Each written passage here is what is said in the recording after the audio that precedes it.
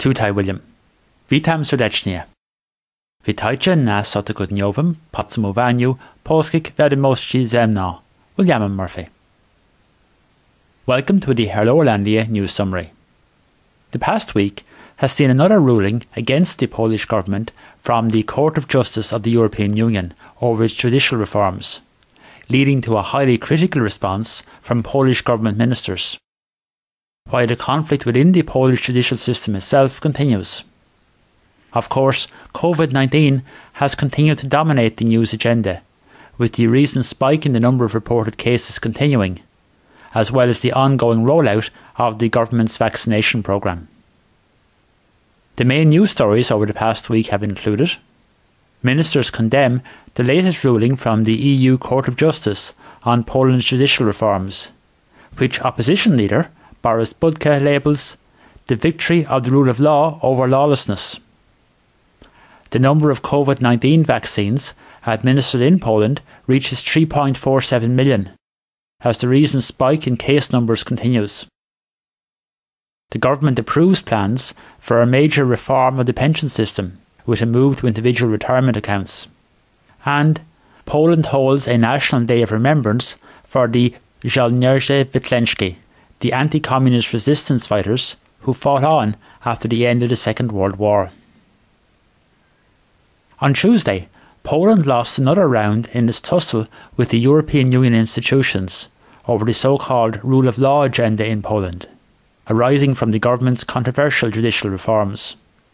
The EU Court of Justice ruled that further amendments to the Act on the National Council of the Judiciary, which led to the abolition of effective judicial control of the Council's decisions on submitting motions to the President for the appointment of candidates for Supreme Court judges, may violate EU law.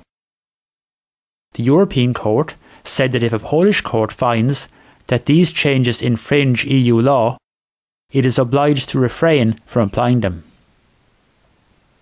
The ruling was condemned by the Secretary of State in the Ministry of Justice, Sebastian Kaleta, a member of Solidarna Polska, who said that the Court of Justice of the European Union ruled that national courts, in the matter of the judiciary, may bypass the Polish constitutional order under the pretext of lack of independence, even if it's preserved in accordance with the Constitution.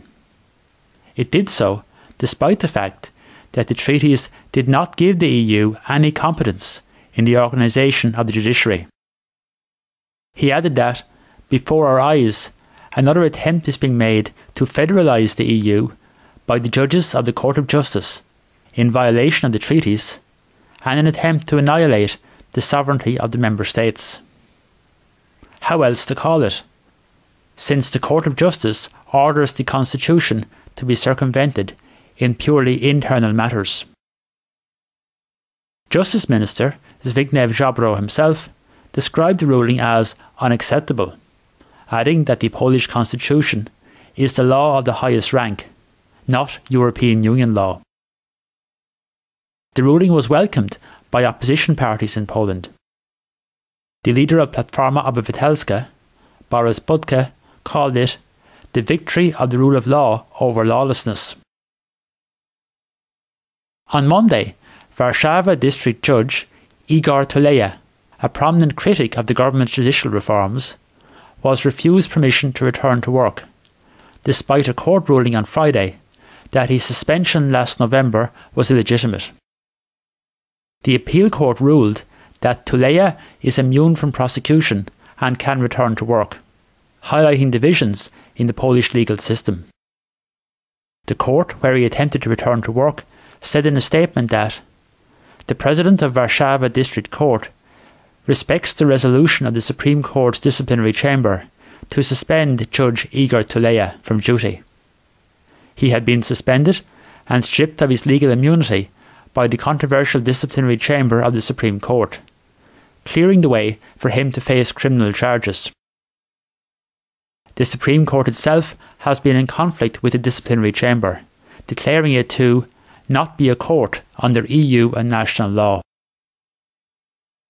On Tuesday, the Ministry of Health reported a further 7,937 COVID-19 cases in Poland and 216 deaths.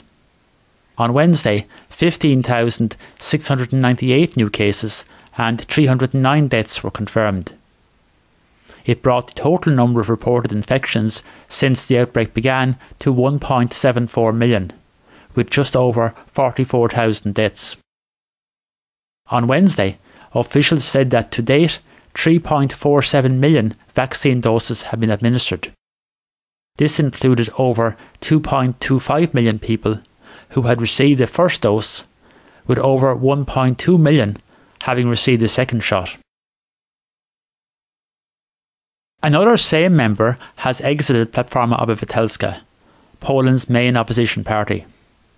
On Tuesday, a party spokesperson confirmed that Tomasz Zimok, who was the party's top vote-getter in Łódź in the 2019 general election, winning 47,648 votes, had left the party's parliamentary caucus.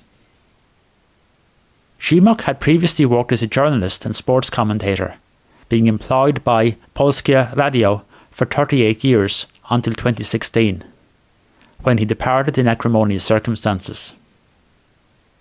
He's expected to remain a non-aligned member of the Sejm for now.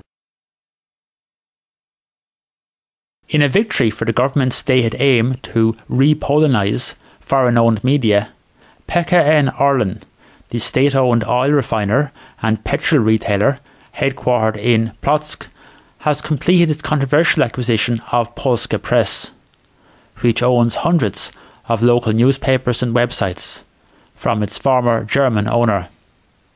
Pekka N Arlen has stated that the move forms part of a business strategy to strengthen its sales and marketing by gaining access to the 17.4 million users of Polska Press's websites, while opposition politicians claim it's a way of increasing Prawo I Sprawiedliwość influence over local media. Pekka N Arlen's president is Daniel Obajtek, whose name has even figured in media reports as a potential successor at some point to Prime Minister Mateusz Morawiecki.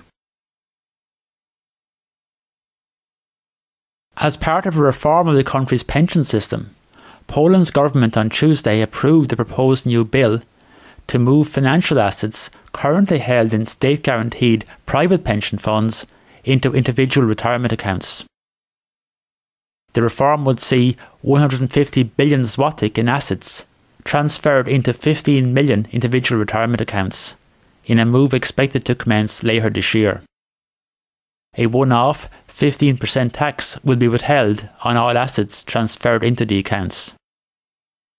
Recipients will be able to request a funds transfer into the state-owned social insurance fund instead, with no transfer tax payable, albeit future pensions are subject to income tax.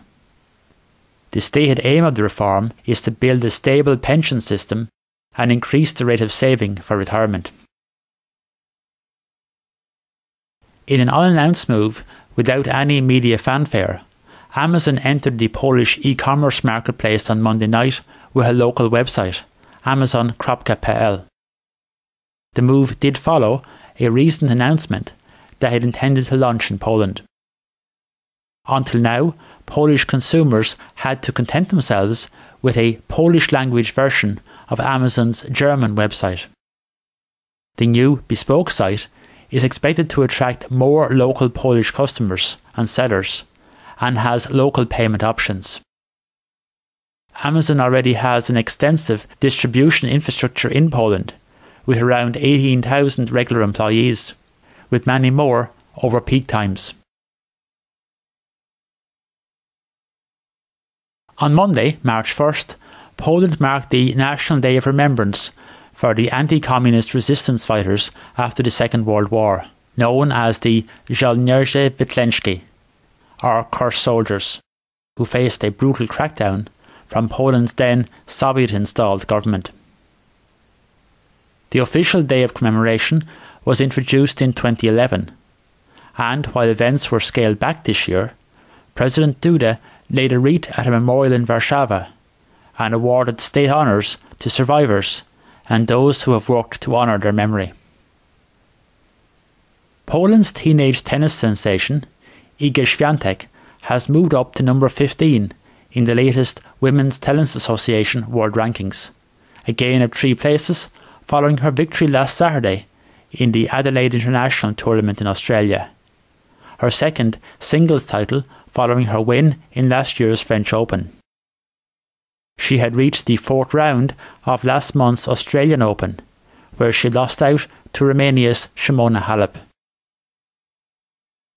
Finally, the developer of a new multifunctional complex in central Warszawa claimed this week that the Varsa Tower has now become the tallest building in the EU, with the erection of an 80-metre high spire, giving it an architectural height of 310 metres, 10 metres taller than its nearest rival, the Commerzbank Tower in Frankfurt. At 230 metres high, minus the spire, the 53-storey skyscraper, being developed by HB Reavis, was already the tallest building in Poland. It's scheduled for completion next year and will have viewing decks at 205 and 230 metres, twice the height of the viewing deck of the nearby Pałac Kultury i Nauki.